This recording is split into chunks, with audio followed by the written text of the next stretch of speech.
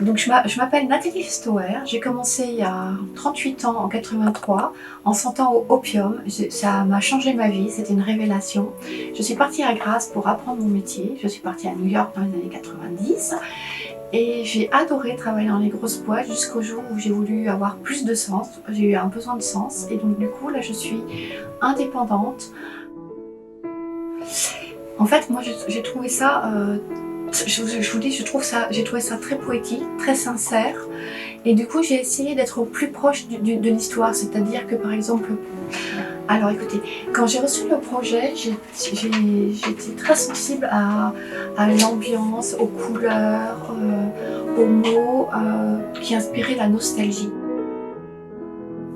En fait, c'est vrai que la nostalgie, dans tous les endroits du monde, il y a une autre définition de la nostalgie. Donc c'est vrai que en fait, ce qui est intéressant quand on est indépendant, c'est justement rentrer dans des histoires un peu spéciales des gens. Et donc là, c'était vraiment une histoire de la nostalgie vue par un projet chinois. La façon dont j'ai voulu travailler ce projet, j'ai voulu rester très fidèle de l'histoire, qui était très forte, rester dans la sophistication, dans la simplicité et dans la beauté des matières. Donc j'ai vraiment travaillé la sensualité de façon très lumineuse, un peu sachant que les Chinois n'aimaient peut-être pas les notes aussi lourdes que nous. Et en même temps, on me dit toujours que les Chinois, vous aimez les parfums plus légers.